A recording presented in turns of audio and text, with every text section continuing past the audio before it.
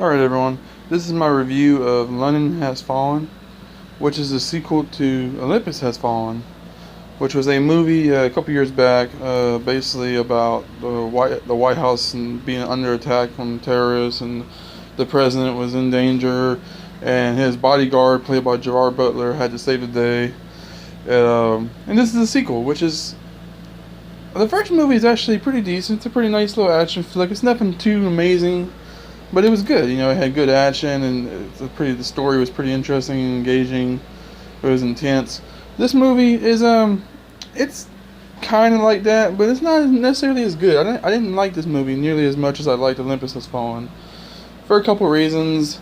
Main reason being, the story is actually a bigger story. Like, it's a more epic scale, because it's dealing more with international stuff than it is just America. But at the same time, the story didn't feel like it didn't feel as immersive to me. It didn't feel like it was as connective to me. Maybe because it's mostly based in London, and they're running through the streets of London trying to protect themselves. It just didn't. I don't know. It had more of it had less of a Olympus Has Fallen feel, and more of like something like Escape from New York feel. You know, that running through the streets, hiding, guerrilla warfare, which is pretty good stuff. But it just didn't feel like the first. It didn't feel like the first movie. It felt like a totally different movie to me. Also, let's see. One thing I do like about the movie is that the president is actually more interesting in this movie. I mean, not to say he wasn't interesting in the first movie, because the president is actually a pretty awesome. The actor is pretty awesome, and the character is actually a pretty cool president. But in this movie, he gets to do a little bit more. He gets to be a little bit more proactive in the story. Because if you remember in the first movie, he really just kind of stays hidden in the bunker most of the movie. But in this movie, him and Gerard Butler have to kind of work together to survive. And I really like that. I like their dynamic. They have a great dynamic together. That was one of the strong points of the movie. Another weak point for the movie for me was the villain. He's just some random Middle Eastern, terrorist warlord. He's just kind of cookie cutter and generic. He's actually not in the movie a whole lot. Like, most of the movie, he's just using henchmen to do stuff. He doesn't actually technically do a whole lot, which is kind of a letdown. And he's really kind of, outside of just a couple cool lines, he's really kind of forgettable. It's not. I don't even remember the character's name. He's just kind of like a terrible. The villain was just not as good as the first movie's villain for me. I felt like the first movie actually had a pretty cool villain. He was pretty hands-on, pretty terrifying, and intimidating. This villain, while he's more of a calculated villain, he just didn't do it for me.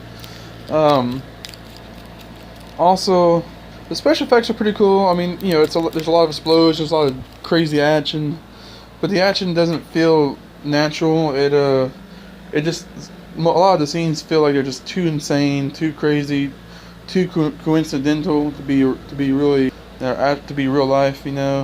Like, things just kind of happen because they need to happen, and that's a common complaint you get in action movies, or any kind of really epic movie. But I don't know. This movie is supposed to be more realistic. It's supposed to the whole setting is realistic. It's kind of supposed to be like a work scenario kind of movie.